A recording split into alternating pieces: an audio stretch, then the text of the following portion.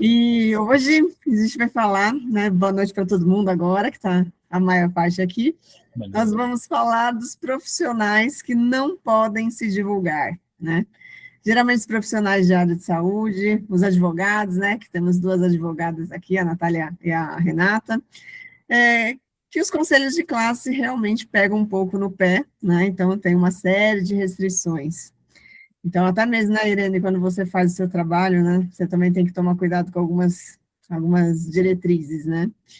Na assessoria de imprensa também, enfim, a gente passa por diversos problemas, né, empecilhos que a gente tem que ter um jogo de cintura, pisar um pouquinho em ovos para a gente não ser barrado, né? Então, a gente já sabe de muitos casos aí de cirurgiões plásticos, né? Aqueles famosos antes e depois, que o pessoal gosta de postar, enfim, né? Tem uma série de situaçõezinhas aí, de vírgulas, que a gente precisa prestar atenção para vocês não, né, não caírem em alguns problemas.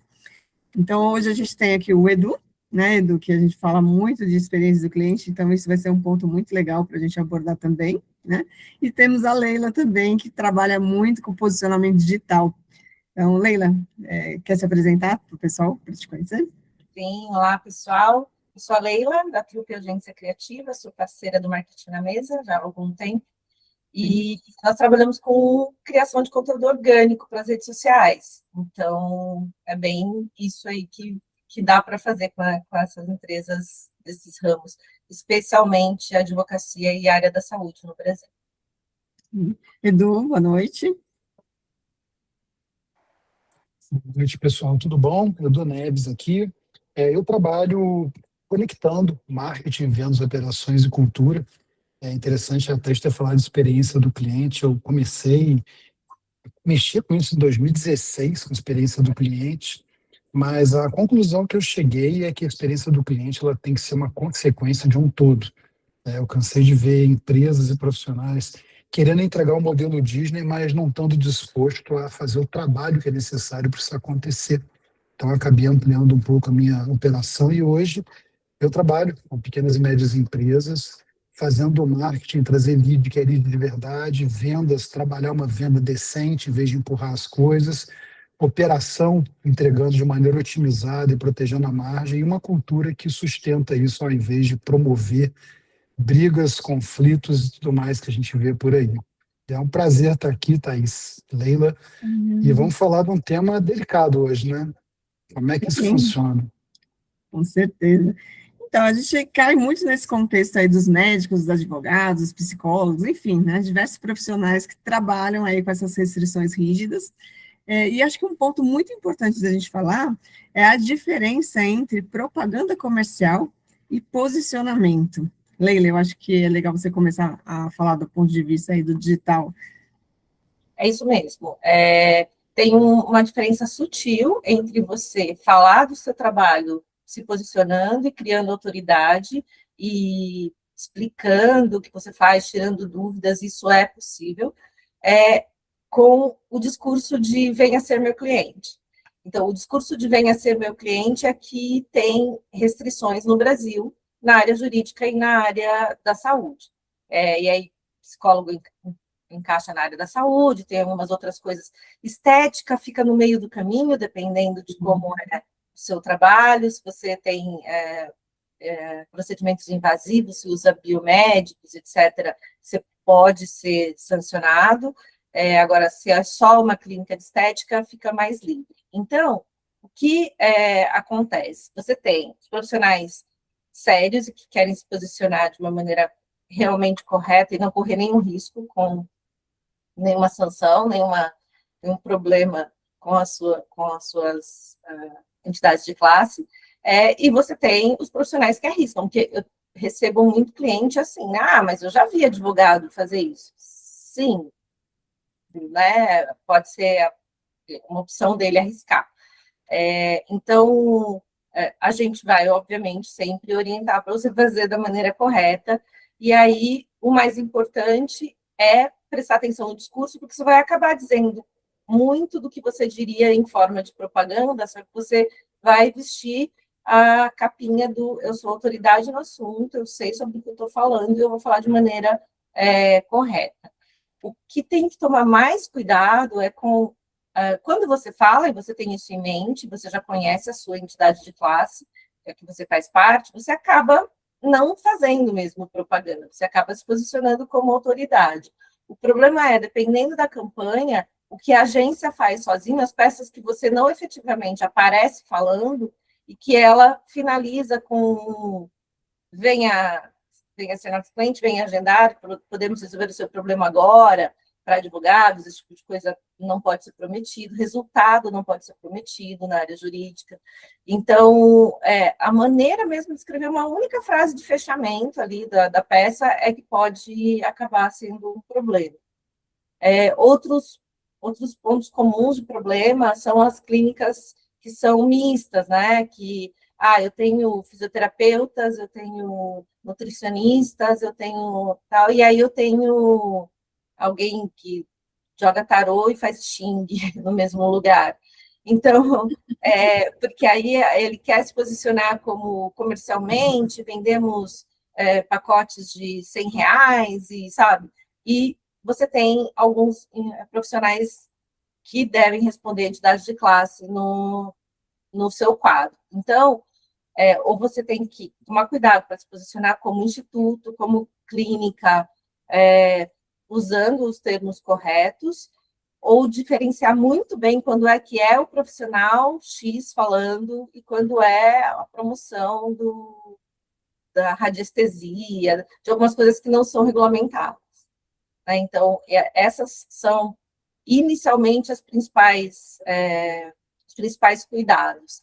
E aí, usar uma estratégia pensada para você se aproveitar justamente da construção de autoridade, da relevância do seu conteúdo de maneira séria, né? Que é o que vai transmitir credibilidade para os seus clientes também, quando eles chegarem em contato, e vai gerar negócios, né? Você não precisa ficar falando, vem aqui gastar comigo, que eu sou... Não é só isso que é fazer propaganda, né? Principalmente no meio digital. Exatamente, marketing é estratégia, né? Antes de qualquer coisa, você saber se posicionar, saber para quem que você está falando, o que você está falando, qual o problema que você resolve. Então, eu acho que isso também é muito importante vocês terem em mente na hora que vocês vão fazer a divulgação, seja no LinkedIn, seja na rede social, enfim, seja por qual caminho vocês adotarem. Mas é importante vocês serem mais inteligentes, mais estratégicos e sustentáveis, né? Então, vocês precisam também ter a questão da constância. Não adianta só ficar saindo, né, falando que vocês fazem um bom trabalho, que vocês têm, né, a solução do problema do cliente, mas também provar que vocês também são relevantes no mercado, né, Edu? Tem alguma coisa para você complementar? Então, eu notei 3 pontos aqui. Eu acho que a primeira coisa que a gente tem que considerar é essa questão de promessa que a Leila falou. Isso é uma desgraça em qualquer profissão. Eu acho que, assim, eu vejo muito na parte de marketing, quando a pessoa começa, faça uma imersão de 2 dias comigo e ganhe R$ 100.000 por mês. Cara, para mim a credibilidade virou zero. E a gente vê isso acontecendo muito, né? Eu falo que empreender já é difícil em qualquer lugar do mundo. No Brasil é coisa para herói, né? É burocracia o tempo todo, imposto que come tua margem antes de você pensar em lucro. E, gente, é um monte de coisa que a gente vive no dia a dia. Isso cria um cenário ideal para promessa vazia, né? Pílula mágica, né? É o famoso vendedor do faroeste, aquele cara que vendia o óleo de cobra, né? O snake oil, que não serve para nada e é um placebo danado. E se você faz isso, eu acho que eu vejo, né? Volta e meia, assim, eu tenho até parado de usar o Instagram, porque eu acho que o algoritmo está muito ruim. Assim, eu vejo um reel que me interessa 3 propagandas. Eu falo, gente, tá bom, eu tenho Netflix, essas coisas, já tem propaganda ali que não tinha, chega, né? Acho que na hora que eu começar a ler um livro agora vai aparecer uma propaganda no meio. Físico ainda, né? Você sabe que o chat Tem GPT vai propaganda começar do com Pinterest propaganda. agora, que também não tinha, um saco. Pois é assim, gente, é fora do comum. E aí quando você começa a fazer essas promessas, e eu vejo advogado, eu vejo, cara, tudo quanto é profissional fazendo promessa. Você não pode prometer nada além do que você consegue entregar. Então, assim, eu falei, eu desenvolvi uma arquitetura de negócio. Minha promessa é, você vai ter um sistema na sua mão validado por práticas que são adotadas em multinacionais há mais de 50 anos. O resultado é contigo. Então, se a pessoa vira e fala assim, não, eu vou te ajudar a vender mais, eu vou te ajudar... Tá, aí, vamos dizer que a gente está 6 meses atrás, aí o Trump decide lançar um míssil no Irã, sobe o preço do petróleo. Cara, acabou teu negócio. Já mudou, né? Teve uma alteração tributária, já mudou. E aí vai, é um monte de coisa que ninguém controla. Isso vale para qualquer coisa. Um advogado não controla o que um juiz está fazendo, o que a outra parte está fazendo. O médico não controla como é que vai cicatrizar alguma coisa. Você tem maneira de trabalhar. Então, se você vai nessa promessa, eu acho que a credibilidade vai embora. E aí, Leila, um negócio que eu achei legal você ter colocado, a Thaís também, essa questão de posicionamento. Eu tenho acompanhado muita gente fora do Brasil, especialmente no Canadá e Estados Unidos, que eu vejo que a postura dos profissionais, são todos de marketing e vendas, né, que é a minha praia, é o seguinte, eles mostram o que eles sabem, ponto. Então eles falam, olha, esse conteúdo aqui eu falo, eles não vendem nada. Claro que no fundo tem um CTA, mas ele é muito, muito discreto. E você acaba comprando da pessoa ou seguindo a pessoa por conta da credibilidade que ela cria, mostrar que ela conhece a coisa. Eu vou dar um exemplo, espero que a pessoa não fique envergonhada. Quando fala de branding, eu olho para a Irene, cara, eu já sei quem é a profissional referência.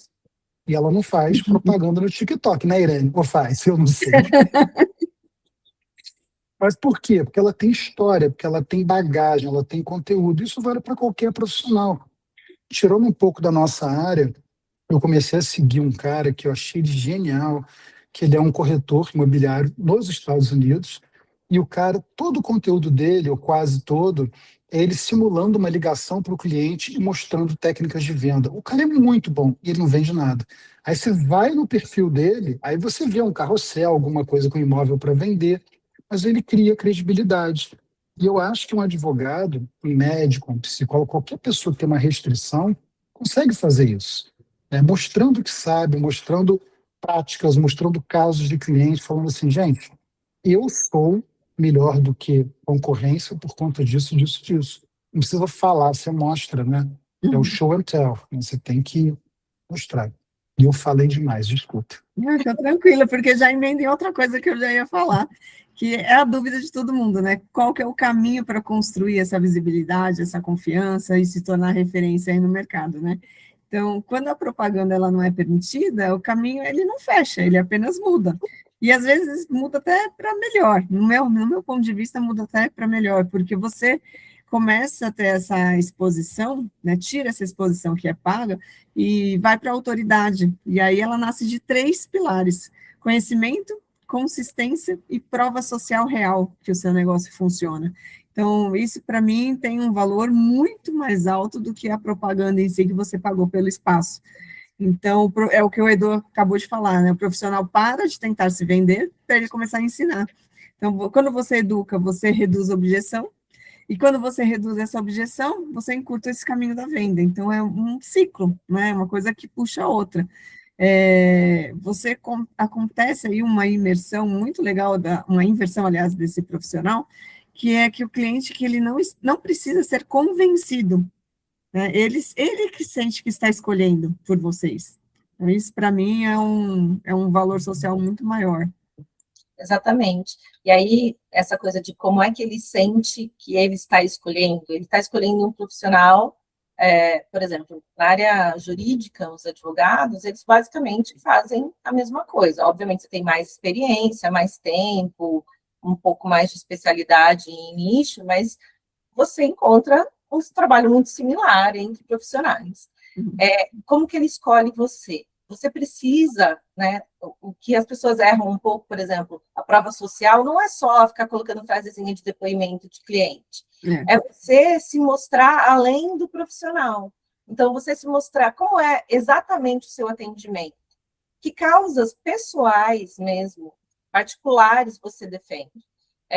Eu tenho 2 exemplos em mente, que tem um médico negro no Rio de Janeiro que virou influencer, que ele se grava em algumas algumas consultas, assim, mostrando como é que é o atendimento dele, que é super pessoal, ele atende no SUS, e atende velhinhos e tal, e ele faz muitas reflexões, caminhando, indo para o trabalho e considerando.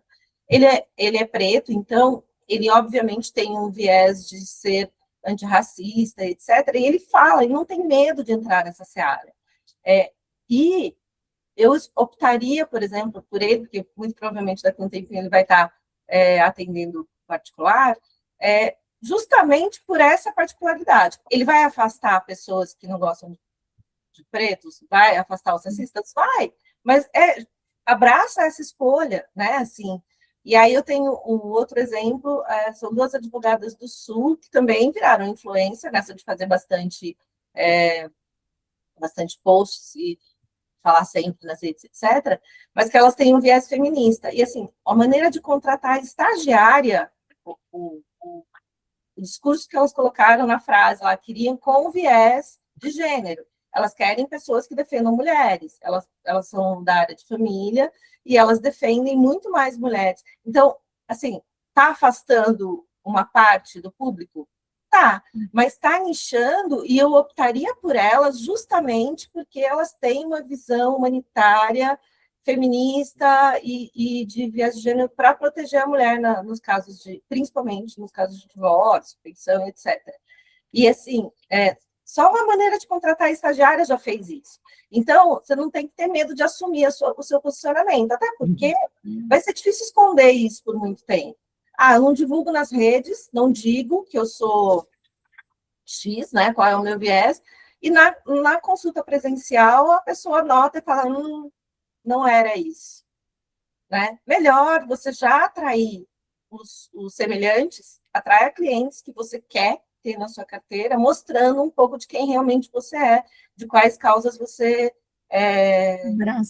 abraça e defende. Não estou falando de ser um ativista político, né? Polêmico, né? Com essa polarização que temos no país. Mas você pode, sim, se mostrar mais para um lado ou para outro, justamente para ter esse alinhamento com os clientes. Eu nem quero atender gente que não acredita nas coisas que eu acredito. Então, vale a pena mostrar uma parte bastante pessoal na construção de autoridade. Legal. Edu, você quer falar alguma coisa desse sentido? É isso que você falou, eu achei muito legal, de não agradar todo mundo, né? Você tem aquela frase clássica, né? Se nem Jesus agradou todo mundo, quem sou eu para isso?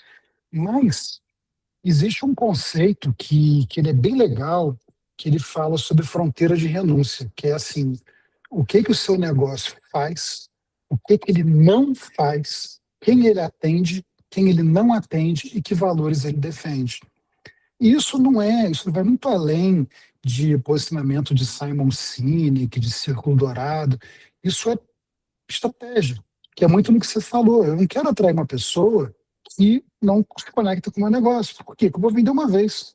E eu vou ter um trabalhão, que é o mesmo trabalhão que eu vou ter para um cliente que eu vou vender uma vez e ele vai comprar de mim. Eu não vou vender de novo. Que existe uma conexão entre a gente, existe um entendimento de o que eu entrego é valioso para essa pessoa. E aí não tem muita objeção. Se você consegue chegar num perfil de cliente ideal para o seu negócio, que é uma pessoa que normalmente tem uma dor que você resolve, né? Entende que tem essa dor e está disposto a aprender sobre isso, né? Subir nos níveis de consciência. E tem dinheiro para te pagar, você não vende, você tira o pedido, você trabalha junto com a pessoa. Mas se tem no que você colocou, a pessoa tem um viés diferente do seu, você vai ter um trabalho a mais para conseguir fechar uma venda, para conseguir trabalhar com essa pessoa. E eu garanto isso, que nem as pessoas que falam em rede social do método validado, né? Mas isso eu garanto mesmo. Você vai ter um custo maior do que você espera. É o cliente que vai te perturbar, é o cliente que vai te dar trabalho, é um cliente que vai gerar um custo operacional para você que o seu cliente ideal não gera.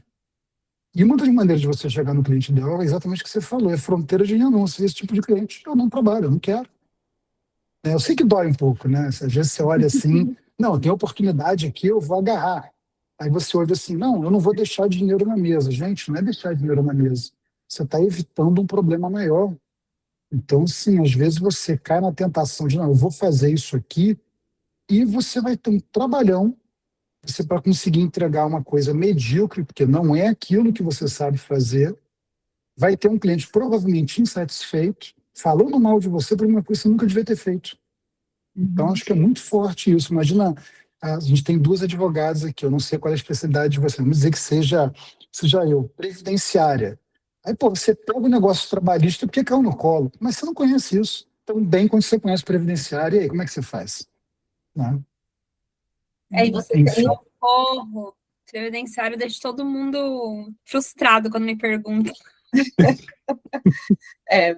mais burocrático. Mas você tem esse dinheiro na mesa, às vezes vem com um custo muito alto, né? Porque Exato. essa educação do cliente, geralmente o cliente que vem errado, ele é um cliente que não quer ser educado. Porque você vai precisar educar cliente em vários momentos, em várias situações. Mas tem aquele que já entra muito errado, ele está na via totalmente diferente. Então, e você vai tentar, porque você assumiu o trabalho, você vai tentar fazer essa educação, você vai gastar o dobro do que você lucrou, até chegar o momento de entender que não valeu mesmo a pena, vou demitir o cliente. Você já perdeu muito dinheiro e perdeu mais do que se você nunca tivesse atendido, porque ele vai falar mal de você. Né? Então, o que está alinhado, você vai ter venda espontânea, porque ele vai te indicar ad eterno. Assim, eu vivo recebendo cliente, foi não sei quem que te indicou, eu nem lembro da pessoa, entendeu? Mas ela lembrou e me indicou. Existe uma diferença muito grande em você tentar convencer o cliente que aquilo que você está falando, que você na sua cabeça está educando, né? Você está tentando convencê-lo que é o caminho correto, e o conteúdo realmente educativo que você precisa orientar o cliente, né, do seu trabalho, porque é técnico e ele realmente não tem obrigação de entender. Então, existe essa diferença que é preciso ter atenção em todas as áreas, né? Não é só nessas profissões específicas que a gente tem. Mas a produção de conteúdo educativo, ela entra como uma alternativa muito importante nessa etapa, principalmente quando a gente não consegue se autopromover, né? Não consegue fazer divulgação comercial. E um dos ativos mais poderosos que vocês têm na mão de vocês é a imprensa. Você quer mais do que você estar numa matéria jornalística que a imprensa não pagou para você estar lá, ela te consultou como um especialista.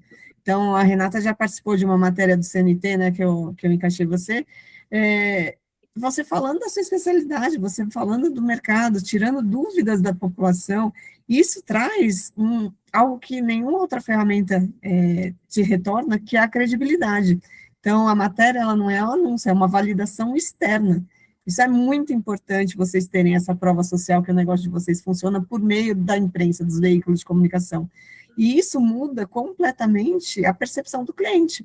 Poxa, né, dá um Google e vê, né, quais são as matérias que que a advogada X já deu entrevista. Com certeza o cliente vai começar a olhar esse profissional com outros olhos. Então, a gente sabe que é um trabalho mais elaborado, que às vezes o profissional liberal não tem condições de assumir essa frente de divulgação, mas é um caminho muito importante de vocês colocarem no radar para, quando for o momento, acionar essa frente de comunicação a favor de vocês. Já que vocês não podem se autopromover, né, fazer nenhuma divulgação comercial, usem a ferramenta da comunicação, da informação, prestação de serviços para a sociedade. Elaborem os temas que vocês acham que são pautas, né, para o núcleo que vocês atendem, e tirem as dúvidas reais, se coloque à disposição, tanto do seu cliente, dos amigos, da imprensa mesmo, se alguém te procurar, enfim. Quando um especialista ele aparece nesse veículo de comunicação, ele deixa de ser mais um. Então, ele passa a ser visto realmente como uma referência. E você pode pensar justamente no seu conteúdo de redes sociais como se fosse uma entrevista. Então, assim, o que seria, quais seriam as dúvidas que trazem para a minha área? O que seria como se eu estivesse falando sobre, então, assim, conecta com o assunto que está acontecendo e responde perguntas que não foram feitas, mas que seriam feitas numa entrevista. Isso é uma excelente maneira de pensar no seu conteúdo. e dizer como é que você atende, uma coisa que as pessoas esquecem de fazer nas redes sociais, assim, qual que é o meu processo? E aí você fala assim, mas é meio a mesma coisa, meio bobo, Óbvio, né? você tem algum diferencial no atendimento, pode ter certeza, busca que você tem o que dizer a respeito, né? Eu faço... eu acabei de falar recentemente com uma dentista que falou que, não, eu acabo não fazendo, ela faz também umas coisas com hormônio junto, ela analisa todo e faz algumas modulações hormonais. E aí ela falou assim, eu acabo não fazendo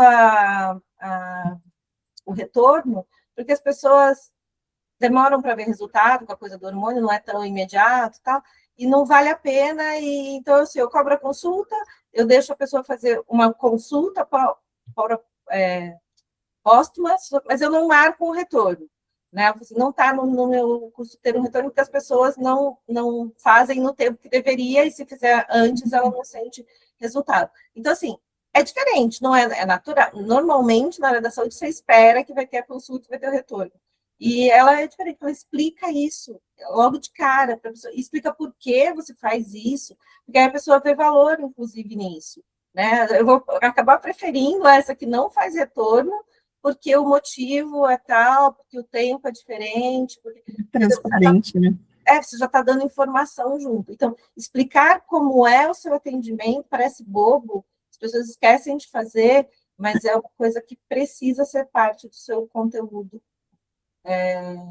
midiático mesmo, até como resposta de entrevista. Às vezes, qual que é o diferencial? A pessoa esquece de falar o teu processo de atendimento básico, mas precisa dizer. Você falou uma coisa que eu achei muito legal, porque eu associei com um vídeo que eu vi esses dias de um profissional liberal, né? E que realmente não tinha condições de fazer o trabalho de assessoria de imprensa, e ele mesmo se entrevistava. Então, o quadro no Instagram dele era justamente isso. Se eu estivesse sendo entrevistado pela revista X, e aí ele falava o que ele ia, né, fornecer de informações sobre aquele determinado tema do quadro dele.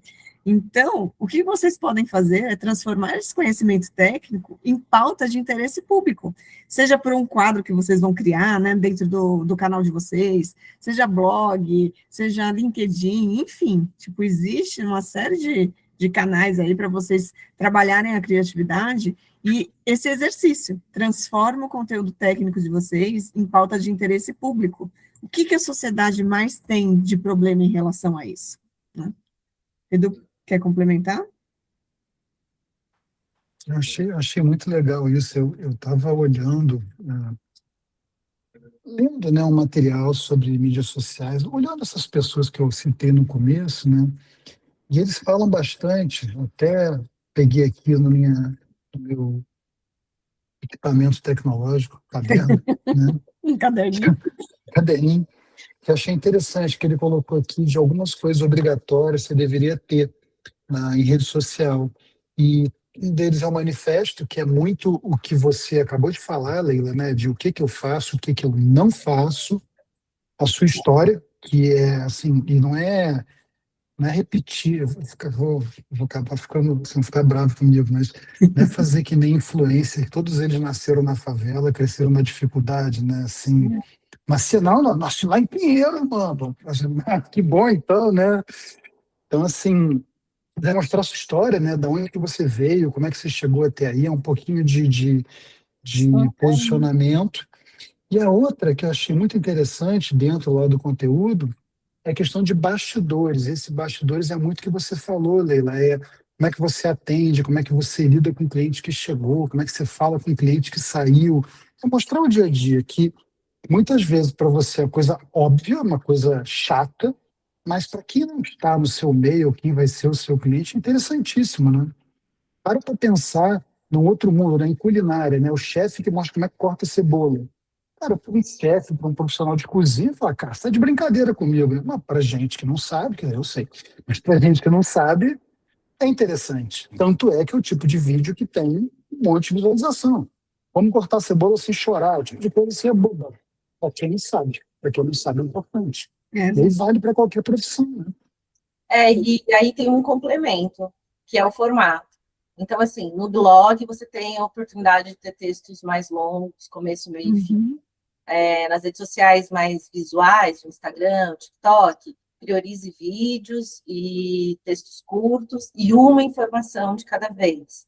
No LinkedIn, opinião pessoal, fale em primeira pessoa. As pessoas esquecem de no YouTube, vídeos mais longos. E aí também, começo, meio e fim. Pense, faça um roteiro, né? Você não tem bons canais e gente parando para ver um vídeo de YouTube que foi feito espontaneamente. Você tem que ser muito bem pensado. E tem um canal que as pessoas esquecem, que ele fica entre a rede social e a programação e tal, que é o Google Meu Negócio, que tem fotos, depoimentos. Não esqueçam de pedir avaliações, né, dos clientes, depois, vários momentos, né, às vezes logo depois da consulta ele esquece, então em algum outro momento mande de novo o link, você pode avaliar e tal. Mas você pode alimentar ali, então tem uma área de fotos que é interessante criar conteúdo para ali, e o WhatsApp Business tem um catálogo. Eu não sei se onde usa, a maioria das pessoas esquece. Você pode colocar cards, então você pode escrever esses cards, pode dizer coisas importantes para a pessoa ter um resuminho do que ela precisa saber a respeito da sua empresa num primeiro momento. Nem todo mundo olha, tá? Não é também aquela coisa assim, nossa, revolucionário, todo mundo vai se informar por aqui. Mas quem olha e não acha o seu material ali no catálogo do WhatsApp Business também dá um pontinho a menos. Então, se adequar ao que tipo de conteúdo para cada perfil de ponto de comunicação, como dar uma entrevista e estar num jornal, que o jornalista vai justamente acertar o formato de todo o texto para aquele veículo, né? Então, nos outros pontos que é você que gera esse conteúdo, lembra para qual canal que você está gerando. Se você gera um texto longo em primeira pessoa, que era para o LinkedIn e publica no Instagram, ok, publica, mas ninguém vai ler, porque o comportamento de quem está no Instagram é outro. E quando a gente entra nessa parte de presença digital, que a Leila estava falando das redes sociais, é importante também trabalhar a imagem desse profissional sem parecer autopromoção, né, sem aquele marketing exagerado. Então, o risco aqui não é só aparecer, né, e sim aparecer errado. A gente estava até comentando outro dia de um caso de um cirurgião plástico, né, Leila, que postou fotos dos pacientes deles totalmente costurados. Então, ele quer mostrar como que é o procedimento de cirurgia plástica, mas da maneira errada. Durante, né, ele mostrou, e inclusive era uma mulher, acho que era abdominoplastia, ele deixou escapar uma cena que mostrou a vulva.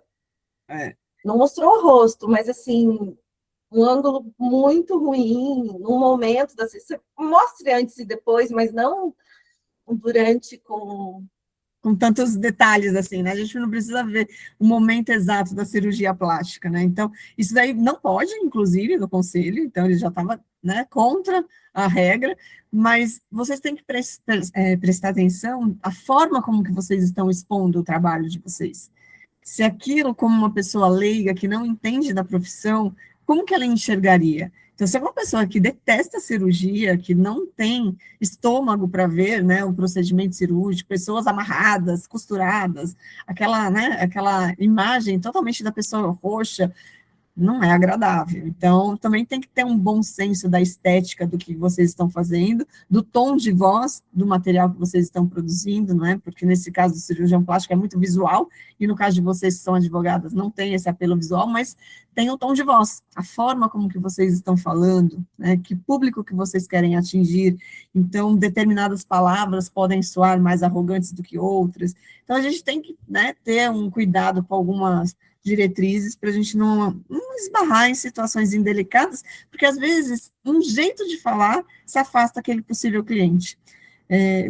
Por exemplo, comigo, uma coisa muito pessoal, se eu estou tirando dúvida de algum trabalho, de algum procedimento, e a pessoa me explica vamos lá, tipo, para mim já acabou a conversa, porque o vamos lá eu traduzo como, ai que saco, vamos lá, vou te explicar daqui. Então, já acabou, nem quero ouvir mais o que a pessoa está falando. Eu agradeço e encerro a conversa. E parece uma coisa boba, mas não, tipo, então a gente precisa tomar cuidado com a comunicação agressiva, sabe? São detalhes, às vezes, que para vocês são muito comuns no dia a dia e para outras pessoas não. O emotion, né, que todo mundo gosta de usar no Instagram, no WhatsApp, né? Um joinha. Para mim, joinha também é uma coisa super negativa, sabe? Joinha, fala com a minha mão, tchau, tô sem paciência.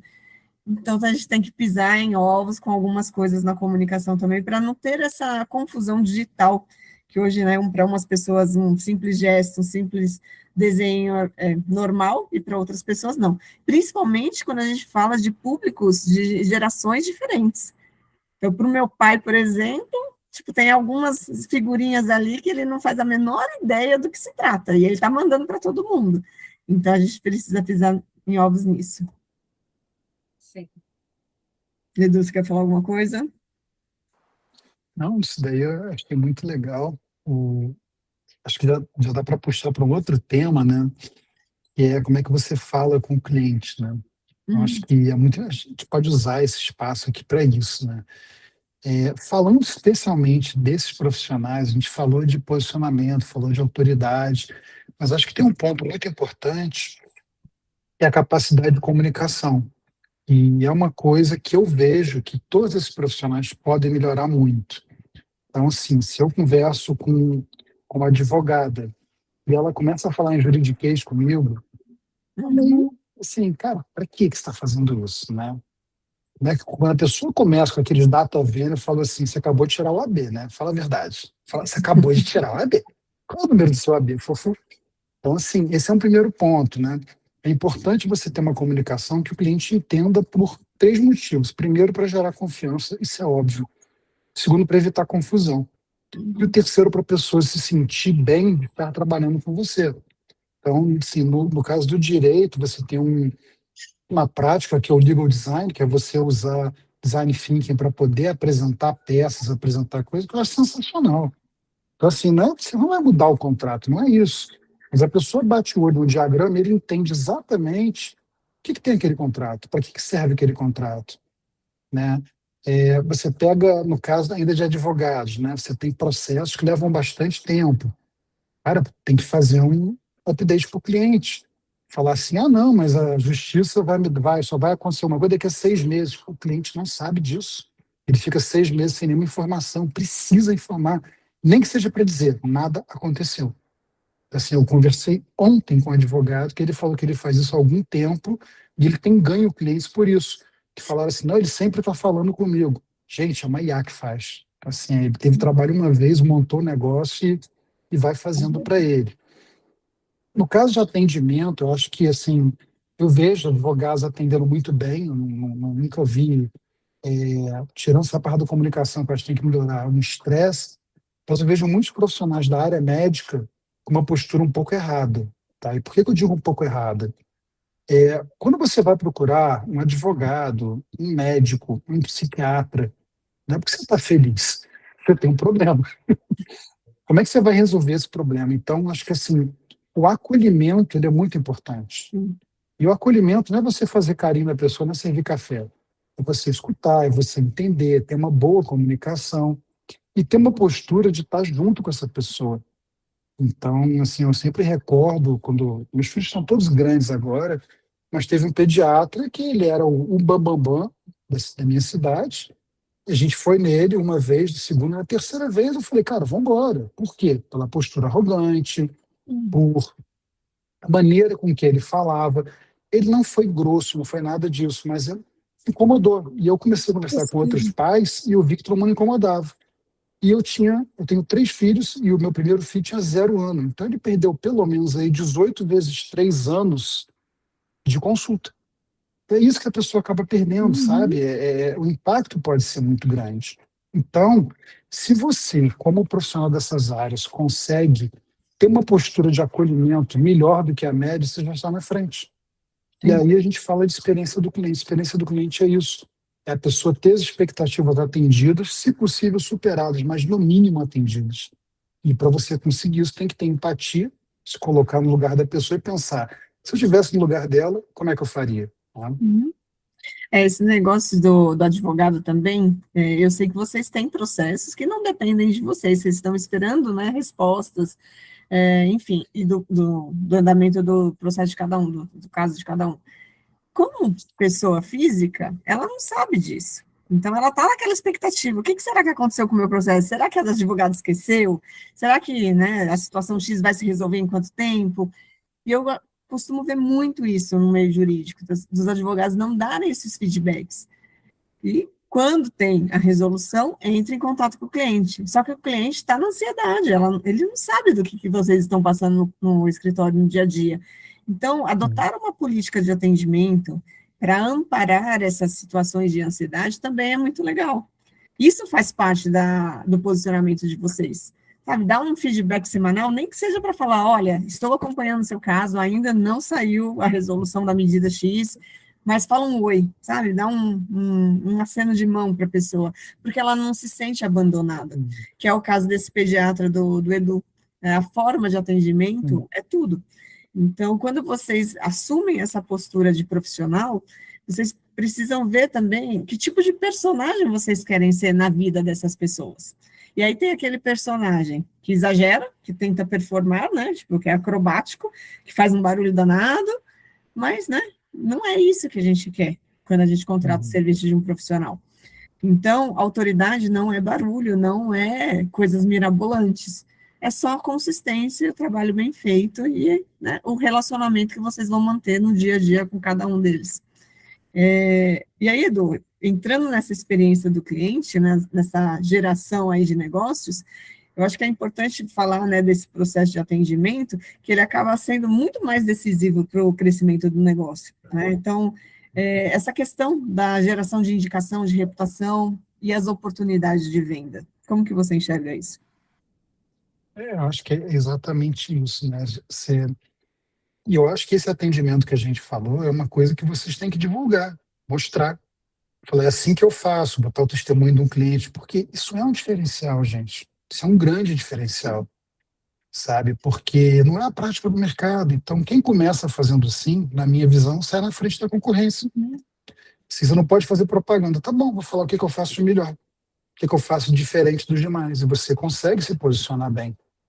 Acho que esse é um ponto. E quando você fala da parte médica, é interessante você falando isso que ninguém gosta de ver uma cirurgia, né? Claro, né? Nem o pós-operatório. Normalmente a pessoa fica numa situação bastante delicada, irreconhecível, né? Você falar de cirurgia plástica, parece que ela foi atropelada, né? Um negócio terrível. Mas eu acho que a grande questão não é só o mostrar, como vocês falaram, né? Expor a pessoa ou qualquer coisa assim. Eu acho que é não entender o perfil do cliente. Então, assim, no caso de uma cirurgia plástica, a pessoa que está indo lá, ela não quer ver isso, ela quer ver ela mesma linda, ela quer ver melhorias, enfim, do que ela acha que pode melhorar. E quando a gente leva, perdão, para o lado de um psiquiatra, acho que é mais delicado ainda. Como é que você vai mostrar isso? Você vai pegar um cliente que vai sair e falou, cara, eu tinha uma fobia. A pessoa, assim, é esperar demais esse desprendimento, essa vulnerabilidade de uma pessoa em rede nacional, rede mundial, que é na internet, né? Então, o que eu acho que cabe é forçar bastante, né? É insistir bastante em mostrar como é que você atende, em botar o posicionamento, botar a autoridade, tudo aquilo que a gente falou lá no começo. E aí o cliente ele vai chegar naturalmente, aquele cliente que você precisa por conta do que você está colocando. E ainda entra outro ponto, que acho que a Leila vai falar isso muito melhor do que eu, né? Você depender de um cliente para poder ajudar você a se posicionar é insano. A gente não tem tempo, ele esquece, ele foge de você, tem um monte de coisa que pode acontecer.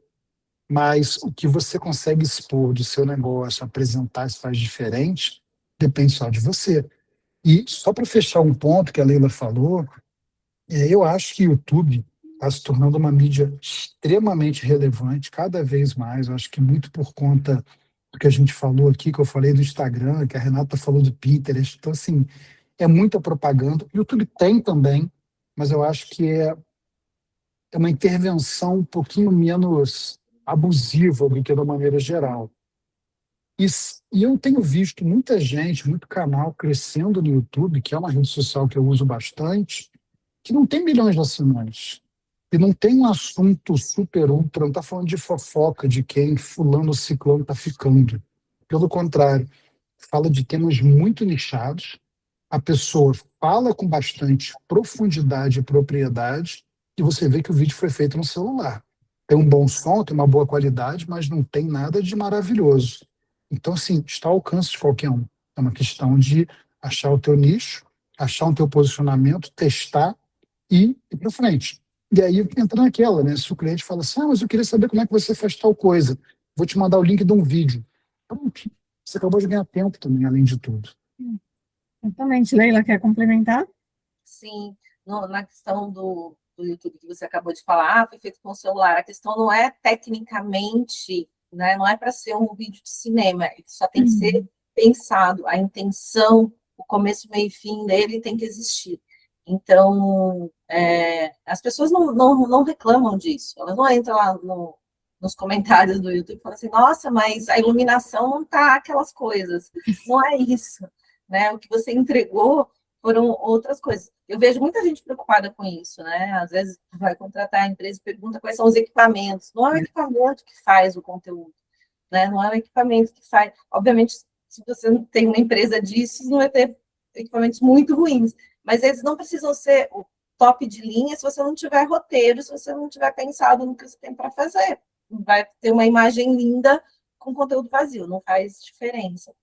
E aí, uma das coisas que a Thaís comentou um pouquinho antes, né, aquela coisa do feedback do cliente que ele está esperando, justamente quando você explica o seu processo, você já mata algumas expectativas. Então, assim, o advogado que explica que eu dou feedback mensal, já ajuda o cara a não esperar um feedback semanal. Né? Se você, no começo de um processo, fala, olha, isso aqui costuma levar 6 meses para começar a acontecer alguma coisa, pronto, você formou a pessoa. Então, e você é quem sabe disso. Né? Só que você não falou isso em lugar nenhum, não falou para o cliente também, ele assinou o contrato, um mês depois ele está lá, e aí, aconteceu alguma coisa? Você só responde, não. Um mês depois ele vai de novo, aconteceu alguma coisa. Em vez de você, não, olha, vamos lá, vou te explicar, isso aqui funciona assim, né? Geralmente vai ter o retorno daqui a um ano, sabe? Alguma coisa do tipo. Então, assim, não tenha medo de explicar o processo, né? E de como é que funciona, por exemplo. Porque às vezes as pessoas falam, mas aí ele vai achar ruim, porque ele está com uma expectativa. Ele tá com uma expectativa errada, vamos corrigir essa expectativa com informação. Aproveita o seu posicionamento e a sua autoridade para explicar justamente esses pormenores. E voltando no básico do básico, né? O óbvio precisa ser dito. Tem gente que nunca usou o serviço de um advogado, nunca fez uma cirurgia, nunca, entendeu? Então, cirurgia principalmente pequenas, né? Faço cirurgia hoje em dia porque eu quero, né? Plástica. Não estou com necessidade nenhuma de saúde e vou. Mas ninguém fala de pós-operatório, de que você, além do que você gasta na cirurgia, você vai gastar com massagem e cinta, e você colocou isso na conta, sabe? Então, assim, você acaba, a pessoa que realmente nunca teve contato com isso, não pensa nessas coisas. A cirurgia custa 20 mil. Ela contabilizou aquilo, né? provê só 20 mil. No dia seguinte, olha aqui, ó, essa cinta, esse creme, não sei quantas sessões de drenagem, sabe assim? Então, aí a pessoa não colocou isso na conta, e aí ela fica frustrada. Nossa, ninguém me avisou. Então, assim, avisa, né? Tá no contrato, mas reforça os pontos que realmente são práticos na diferença e tal, porque, né, jurídico principalmente, mas estava no contrato, caramba, gente, às vezes o contrato é gigantesco, reforça, por favor, diga sempre, não, vai ter problema, todas as prestações de serviços têm ali um porém, né, então explica, não tenha medo de explicar, e dizer o óbvio. Parece, assim, o conselho mais bobo de toda essa conversa, mas é super necessário. Sim. Gente, contrato só vocês leem, tá? Então, é importante deixar isso bem claro, porque a gente não lê todas as entrelinhas. Então, é muito importante que vocês deixem claro também o dia a dia de vocês e o que principalmente está na entrelinha. Porque você está na entrelinha, um termo muito jurídico, a pessoa não vai se desmembrar para compreender o trabalho de vocês. E por mais que vocês já tenham avisado também o cliente, olha, essa resolução só vem daqui 15 dias, 20 dias, dá um oi antes e posiciona de alguma forma o trabalho que vocês estão fazendo. Seja, tipo, para enviar um link do seu LinkedIn, do seu artigo do LinkedIn, falando daquele tema. Então, eu aproveito muitas dúvidas dos meus clientes para promover conteúdo. Então, teve um cliente que teve dúvida de parcerias. Fui lá e montei um documento que eu coloquei no canal do WhatsApp da Publicar, do Marketing na Mesa, dúvidas sobre parcerias, porque aquela dúvida foi do meu cliente naquele dia, naquela semana que eu atendi, e pode ser a dúvida de qualquer outra pessoa que está ali naquele canal também. Então, esses ois que vocês podem dar para os clientes de vocês, pode amenizar essa ansiedade e levando um conteúdo relevante que promove vocês como especialistas. Essa experiência do cliente, que o Edu falou, eu acho que é o principal motor de crescimento, porque é com ele que você vai ter a indicação, e a indicação também é sua reputação validada, que é mais do que você ter a reputação validada por alguém que já comprou o seu serviço e está passando o seu trabalho para frente. Então, isso é muito importante também. Então, essa forma de atendimento, essa experiência que você gera para o seu cliente ali no dia a dia, vai fazer com que o seu negócio cresça também. Então, use situações que acontecem no escritório de vocês, né, no ambiente de clínica, seja o que for, para promover esse conteúdo de relevância. E aí, fica adicional, responder perguntas para ser objetivo. Então, faz um recorte pequenininho, assim, é uma dúvida pontual, respondam perguntas. Podem criar as perguntas, justamente para exemplificar, e exemplos e cases. A OAB não permite você citar detalhes de exemplos. Você não pode... Você tem que exemplificar mesmo. Então, assim, uma situação específica, uma mulher casada que está se separando nessa situação, não sei o quê. Você não pode pegar um case específico e falar, uma cliente e tal, mas é possível fazer o exemplo. E o exemplo ilustra muito bem, especialmente quando a coisa começa a ficar complexa. Então, contar exemplos, dar exemplos, ajuda a criar autoridade, porque está mostrando que você sabe, né, a solução. Então, dá o exemplo do caso, dá o exemplo da solução. Mas seguindo as restrições da sua entidade de classe, mas ajudando a construir autoridade. Sim, e é muito comum a gente ver hoje, né, muitos especialistas se tornando influenciadores, né? Então, tem uma linha muito tênue nisso, entendeu? Porque conteúdo educa, passa a informação adiante, presta um serviço. E a autopromoção tenta convencer que você é bom, que você sabe o que você está fazendo. Então, tem que ter essa dosagem para vocês não caírem nessa divulgação, nessa exposição negativa, né? Pessoal, ou virar refém da rede para ser influente. Na verdade, o que você quer é ser um bom profissional e vender seu serviço. Então, se você foca também só... Porque aí as pessoas começam, por exemplo, a escolher assuntos muito polêmicos, mas que não é o dia a dia, não é o que efetivamente vende, não é o que mais acontece. Então, fico dando exemplos das coisas muito polêmicas, de situações muito extremas, você atrai seguidores e curtidas que não pagam seus boletos. Então, traz para a sua realidade. Construir a autoridade, efetivamente, refletindo o seu perfil, do que você mais atende. Então, escolher os temas, escolher os exemplos, tem que ser estratégico para te ajudar a vender, não para te ajudar a ficar conhecido. Porque se for para ajudar a ficar conhecido, é fácil, vai ter uma polêmica. Só isso. Mas não vai te ajudar a pagar a conta. Exatamente, né? Visualização e like não paga boleto, né? Então, vamos ter essa preocupação. Uma pergunta que é simples e que resolve tudo isso. Esse conteúdo que eu estou promovendo, ele ajuda o meu cliente a pensar melhor? Ou ele só está me promovendo, só está me vendendo? Então, resolvendo essa pergunta, você já sabe que direcionamento que você vai dar. Pessoal, a gente está chegando já no fim aí para a gente abrir para as perguntas. Edu, você quer complementar com algum ponto que a gente não tenha falado? Só complementar o que a Leila falou, de você fazer conteúdo polêmico, você atrai gente, né, e ganha like. Só que essa gente que você atrai não é o perfil de cliente que você quer, muito provavelmente. Então, você pode se iludir, né? Ah, eu Exatamente. tenho 15 mil seguidores em tal lugar. Tá, mas quantos deles são clientes potenciais para você? 1%. Pô, não é melhor você ter, sei lá, 5 mil e ter 50% que são potenciais, né? Então, só cuidado com isso também. Uhum. Pessoal, vocês podem falar, viu? Então, agora, se vocês tiverem alguma dúvida, querem tirar, esclarecer algum ponto que a gente falou, fiquem à vontade. Renata. Super. Estava aqui, meu Deus, anotando várias coisas.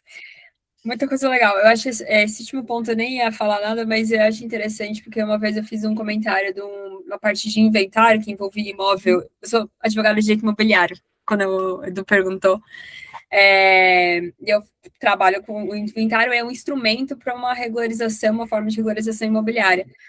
E aí eu fiz um comentário sobre uma parte polêmica do inventário, e tinha uma parte que tocava ali no divórcio, mas eu não entrei no assunto. Eu lembro uma pessoa virou para mim e falou assim, mas por que você não fala do divórcio nesse caso e não sei o que? Eu falei, porque eu não faço divórcio, misericórdia eu falar e alguém achar que eu sou boa, porque eu sei explicar, mas eu pegar um monte de criança para fazer divórcio, guarda e alimentos, eu falei, misericórdia, não quero, deixa assim, já tá bom demais.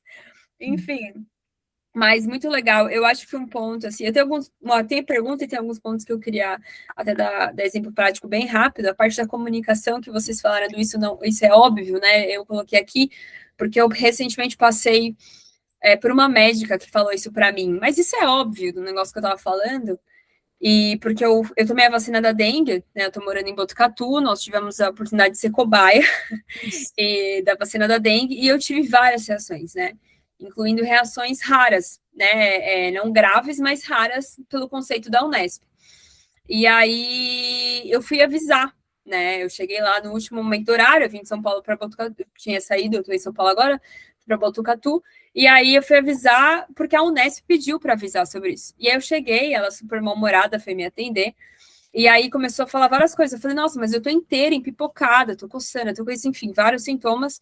E ela falou assim, mas isso é óbvio. Aí ela começou a ser grossa e falou assim, olha, vamos começar só organizando. Isso não é óbvio. Estou te fazendo perguntas porque eu não sou da área da saúde. Eu falei, não é óbvio para mim. Ninguém me explicou. Então, por favor, me explique, porque não é óbvio. Então, eu preciso entender o que vai acontecer comigo ainda. Se você está falando que isso pode surgir até 3 meses, o que eu posso esperar? Porque não é óbvio. Gente, teve gente que nem se coçou, eu tava inteira empipocada até o rosto. Eu falei, não é óbvio, entendeu? Minha mãe teve dengue e quase morreu, eu vou morrer com a vacina? Então, assim, tanto que eu saí tão irritada que eu tive uma reação rara, que é ter íngua na axila e tudo mais, e eu nem avisei, porque eu falei, o Unesp vai ficar sem essa informação, porque eu saí irritada, não consegui nem avisar tudo que eu tive. Mas esse é o legal do óbvio, porque às vezes médico tem disso, né? Advogado tem disso, mas isso é óbvio, isso é lógico, né? Esse é o padrão de pensamento de homem médio, que eu já levei para terapia, que homem médio não existe também, já descobri que homem médio do direito não existe, não tem homem médio, só para prender a pessoa. Enfim, outro ponto que eu queria perguntar, que a Leila falou, é a questão do blog. Leila, você acha que vale a pena ainda escrever no blog? Porque eu sinto que, assim, eu tenho o blog por hobby desde adolescente. Você procurar aí, daqui a pouco você acha. Mas alguém lê blog hoje em dia? Porque eu acho interessante, mas eu não sei se é uma coisa relevante. A resposta não é a mais romântica, mas quem lê o seu blog é o SEO, a ferramenta de busca. Tá. Então, assim, vale a pena se ele fizer parte de uma estratégia de busca orgânica. Então, parar para ler o texto inteiro, não. Mas se a pessoa está buscando um termo, ela encontrou o seu texto, aí ela vai ler, né? Porque era a pesquisa que ela estava fazendo, e você pode passar a ser um resultado na busca orgânica, um resultado comercial. Eu estou buscando uma advogada imobiliária que faz tal coisa, achei uma parte do blog, não li o seu texto inteiro, mas estou no seu site e resolvi entrar em contato. Tá, entendi. Faz sentido. É legal você se aprofundar e saber como escrever textos para blog com estratégias de SEO. Tá. SEO. Então, aí você... Não, isso faz muito sentido, mas é porque eu fiquei pensando, será que ainda vale a pena escrever? Mas aí, realmente. Existe uma forma diferente de escrever textos para SEO e textos informativos de caráter mais jornalístico. Você Tá? deve repetir, eu lembro que a minha prima também trabalha em parte de comunicação e algumas coisas ela comentou comigo uma época que são palavras que, por exemplo, vale a pena repetir, né, em certo texto, diferente de texto jurídico, por exemplo, você nunca repete uma palavra. Exatamente, então você tem as palavras-chave que você escreve mais vezes porque aparece no ranqueamento. Outra coisa, além de palavra-chave, é você usar o termo pelo qual as pessoas procuram, sim, principalmente as coisas técnicas. Porque, por exemplo, na minha área, logomarca é uma palavra que não existe, está errada. Ou é logotipo ou é marca. E aí as pessoas usam muito logomarca. Mas, para efeito de busca na internet, a pessoa não sabe que ela busca errado, que ela usa a palavra errado. Ela vai procurar logomarca. Então, no meu texto de blog, eu posso usar logomarca justamente porque pode ser uma busca. Vou começar a usar uso campeão. Justamente, você coloca lá, entre as coisas que você está falando, você explica. As pessoas costumam falar erroneamente, uso campeão, não sei o quê, mas o SEO vai encontrar o termo. Né? Vou começar a fazer umas piadas com uso campeão e tem várias boas. A jogada é justamente essa, entendeu? Você inserir isso de uma forma que não fique, né, denigrindo a sua imagem profissional, mas também use essa estratégia de busca aí a seu favor. Bom. Só complementar uma coisa, em outro lugar, outra pessoa que está buscando também é inteligência artificial. Também. Se você escrever alguma coisa no chat GPT, ele vai catar na internet. Se você tem relevância, como a Leila falou, puxada por um SEO, você vai aparecer dentro do chat GPT da pessoa. E Gemini também, né? Agora ele tem aquele resuminho, né? E aí ele coloca todos os artigos de onde ele tirou aquela informação. Eu achei bem interessante também. Às vezes o Gemini não dá a informação certa, mas o artigo dá. Exatamente. Natália, tem alguma dúvida? Não, eu queria, na verdade, sim, né, achei bem interessante, porque assim, por exemplo, diferentemente da Rê, que a Rê faz vídeos e coisa assim, eu sou uma pessoa que eu sou super tímida, né, eu nunca botei a minha cara no Instagram, assim, só em foto, mas eu fazendo um vídeo, eu nunca falei com as pessoas no Instagram, isso nunca aconteceu, eu nem sei como é que seria. E aí a minha pergunta é justamente essa, assim, vocês entendem que, por exemplo, para um ganho de autoridade, necessariamente tu tem que estar com a tua imagem, vamos dizer assim, ao vivo, a tua imagem num vídeo, ou, por exemplo, só textos, foto, enfim, alguma coisa assim, já atinge o objetivo, assim. Não precisa de vídeo. Se você não se sente confortável, você vai acabar dando um tiro no pé, né? Você vai forçar a fazer vídeo, o vídeo vai ficar ruim. A pessoa vai notar. E aí ela vai associar o vídeo ruim com o profissional ruim, não é isso. Né? Então, se você não se sente confortável para fazer vídeo, não faça vídeo. Então, busca as alternativas. Faz carrossel, escreve boas legendas, faz exemplos, por exemplo, você não faz vídeo, mas consegue usar foto de você no escritório, numa... Sim. Então, use as fotos. Então, assim, vai para a alternativa, porque isso ajuda a refletir exatamente quem você é. Então, eu sou mais low profile, ou não tem tempo também, porque a questão é sustentar, né? Fiz 2, 3 vídeos quando eu estava empolgada e ficou bom. Nunca mais. Né? Que diferença faz? Então, também, entre todos os pontos da estratégia, é pensar na sustentação, né? Na constância. Faz sentido. E a casa de ferreiro, espeto de pau, né, gente? Tipo, eu falo para todo mundo como que deve se divulgar e eu não faço, porque eu também estou no mesmo time da Natália. Eu detesto aparecer em vídeos e eu entro justamente nesse problema, que é a produção constante disso. Eu já tentei fazer vídeos, não gosto.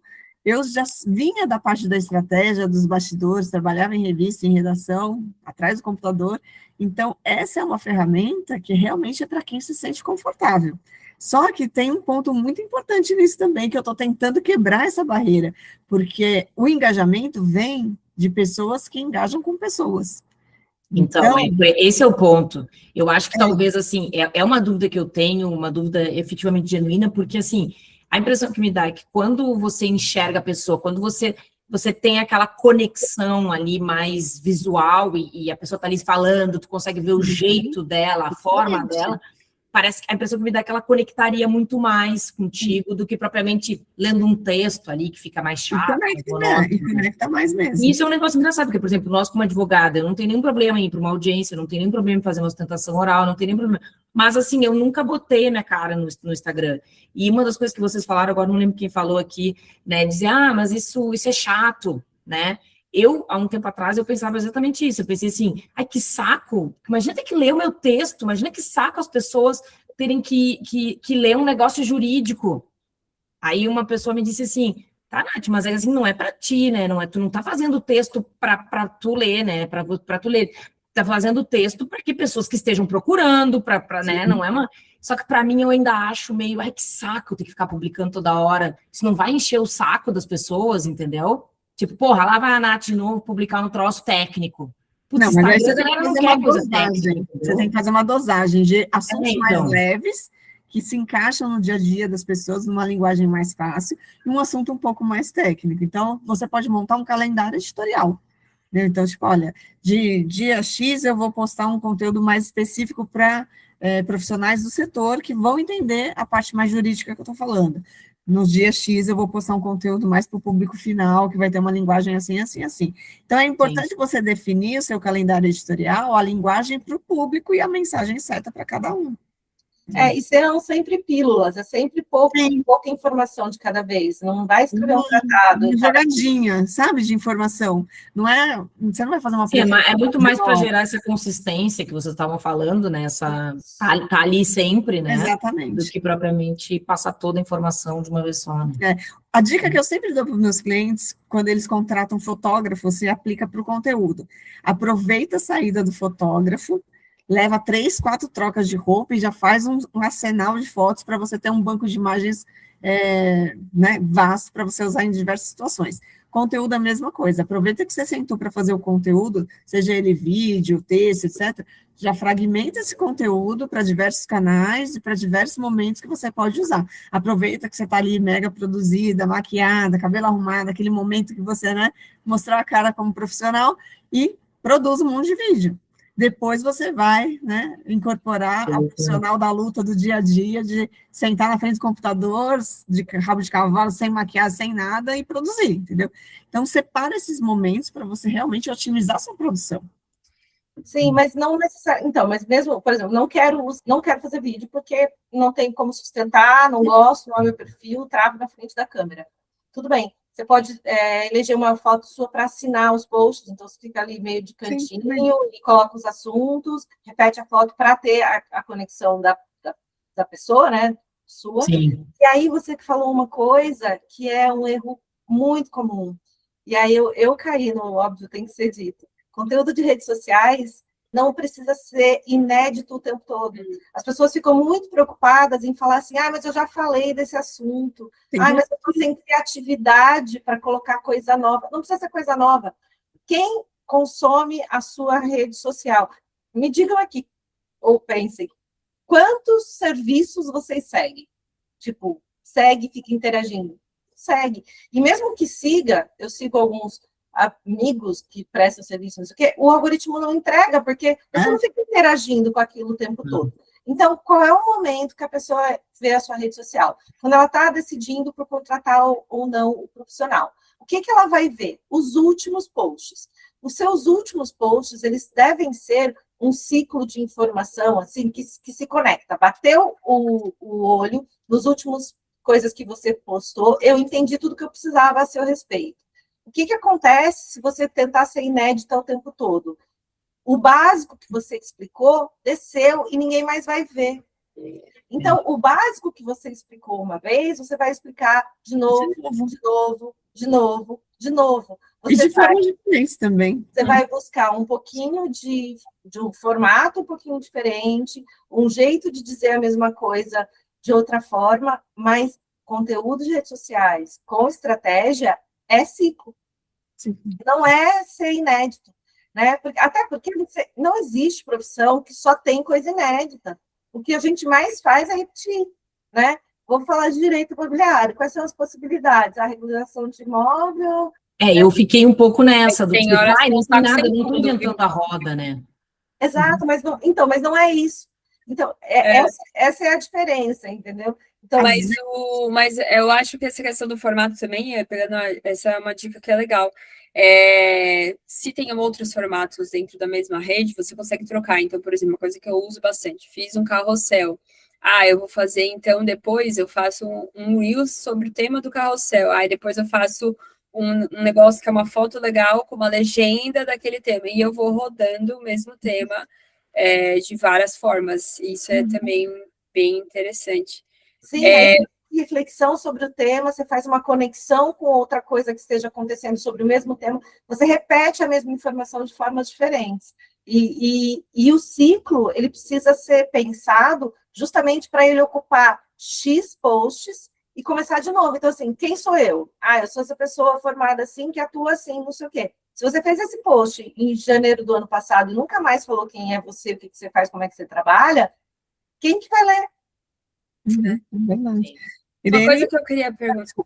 Pode falar, Rê. Não, é que eu queria saber, por exemplo, você falou o negócio de resultado, né, antes e depois. E aí, no direito é muito tênue essa linha, né, tipo assim, de você postar resultado, porque não pode postar resultado você mesmo, né, Leila disse, Edu falou também sobre isso, não dá para ficar postando sobre resultados, né, até porque eu também não acredito que é a mesma coisa que investimento, resultado passado não é garantia de resultado futuro, principalmente no direito, quando tem que passar pela primeira instância, juiz, ele não entende que ele é um Estado juiz. Ele acha que ele é o juiz ou a cabeça de juiz. Então é um pouco complicado, né? Nem todo mundo entende isso.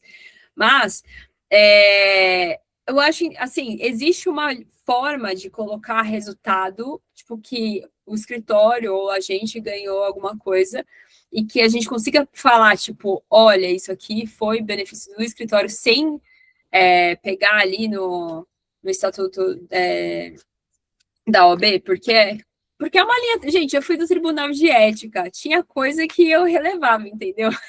Tinha coisa que eu olhava e falava, coitado do advogado, não tem nem saída, mas eu não faço. Eu sou a pessoa que tem eu liberava aí o amiguinho quando achava que ele não pegou pesada demais, mas eu morro de medo de cair no Tribunal de Ética, entendeu? Então...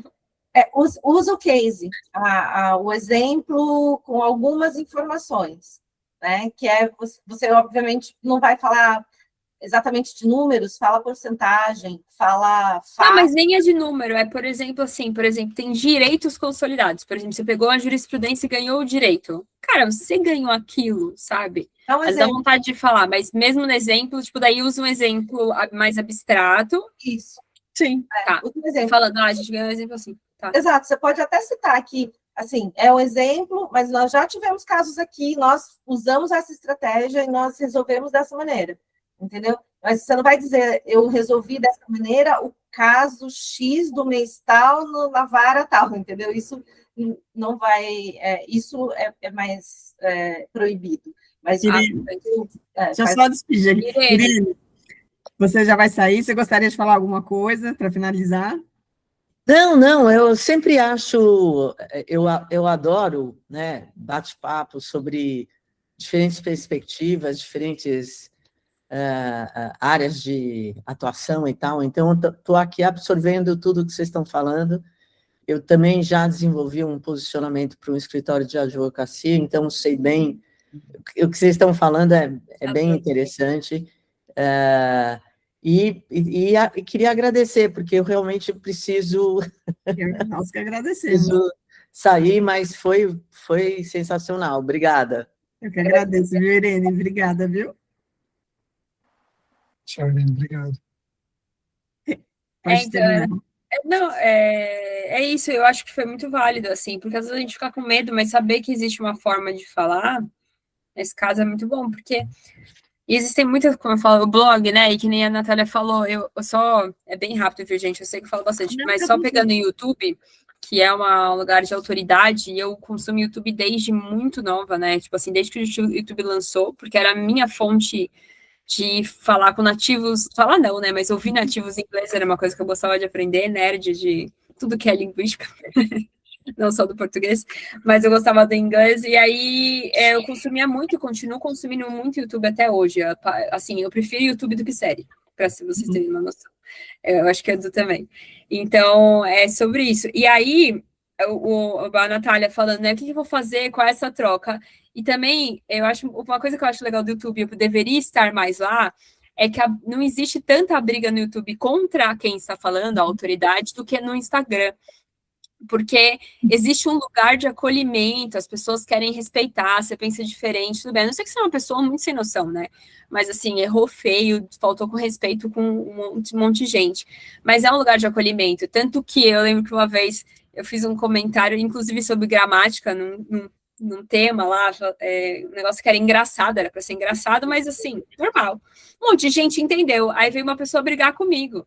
Você tá louco? E não sei o que. Eu virei e falei assim, olha, primeiro, não chama a gente de louca na internet. Daí eu fui explicar o contexto do negócio e a galera abraçou, assim, sabe? Tipo, é isso mesmo, tal, não, beleza, que legal você ter explicado melhor, mas fui educada. Então eu acho o YouTube muito bacana por causa disso. Putz, é uma baita plataforma de crescimento, porque, e se rolar alguma treta, vai rolar entre as pessoas, porque não tem nada a ver com quem tá falando. Normalmente o vídeo tá lá e as pessoas estão brigando embaixo, não tem a ver. Eu acho bom. Eu deveria explorar mais, até por esse medo, às vezes, eu não sei se a Natália tem, de às vezes falar alguma coisa, a pessoa ficar brigando com você, eu falo, pô, meu, eu já passo estresse todos os dias, quase o dia inteiro, defendendo o direito dos outros, sabe? Você vai brigar comigo. Esse é o problema da rede social, né? Dá voz para muita gente, né? E faz parte da estratégia escolher os canais. Então, assim, eu não tenho como sustentar coisas muito polêmicas e eu preciso falar delas, tal, então, assim, não vou ficar no Instagram. Vou usar só bem o YouTube, vou usar só o LinkedIn, entendeu? Você pode...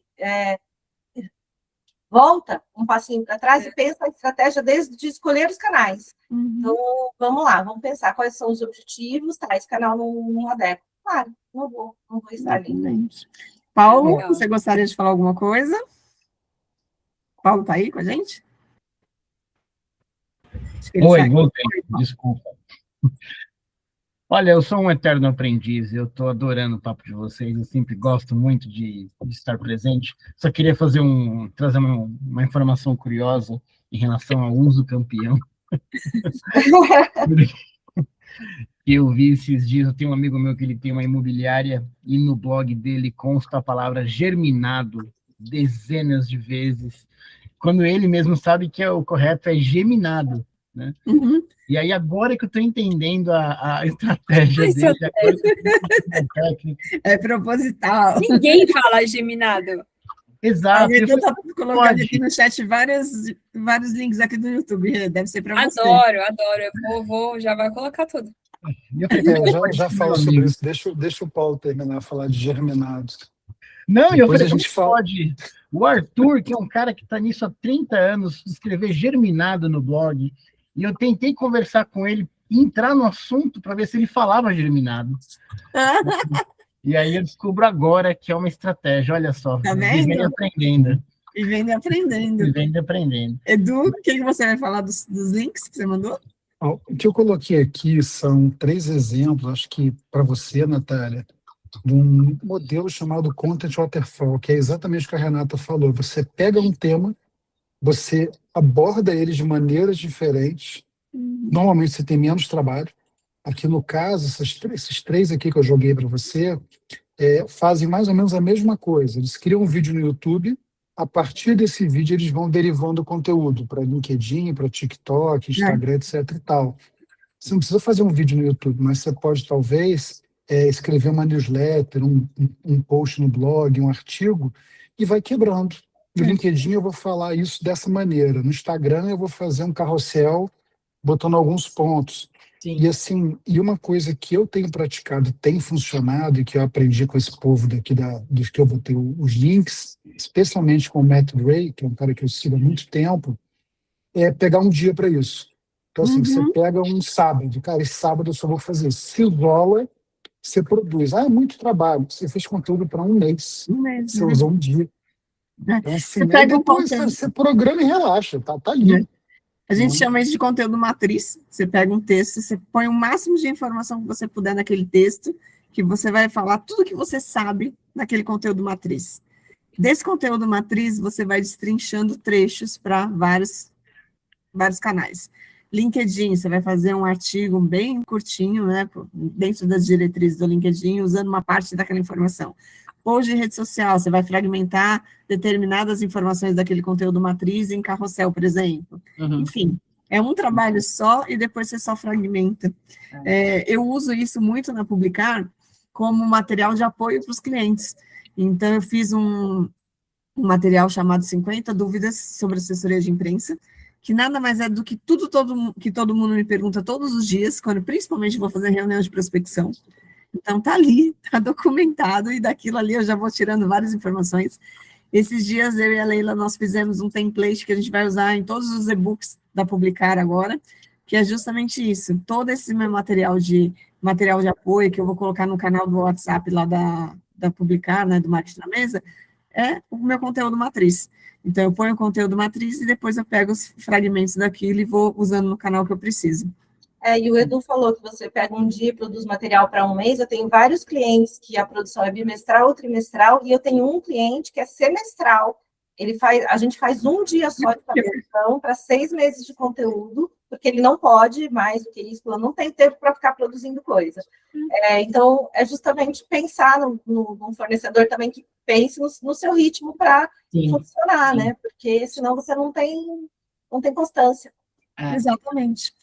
Então, usem a dica da saída do fotógrafo para a vida, entendeu? Aproveita que você já está produzida, maquiada, já faz tudo, usa o fotógrafo para fazer 50 mil poses diferentes, com foto, com roupas diferentes, enfim, aplica isso na vida em outras partes. Produção de conteúdo é uma delas. Muito bom. Pessoal, muito obrigada, a gente estendeu bastante hoje, já foi um papo que foi muito bom. E espero que tenha ajudado vocês aí, que ajude nos próximos dias no escritório de vocês. Paulo, obrigada por mais um Marketing na Mesa.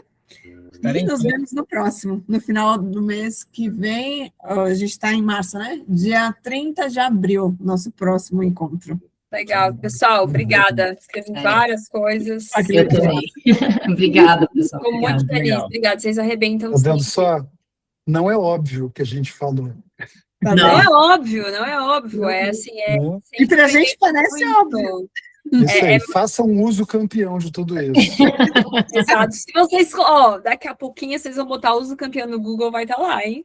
Vai aparecer o Washington Hilton Oliveira Ferreira, Sociedade de Advogados. Cara, sou eu. Tchau, gente. Boa noite. Tchau.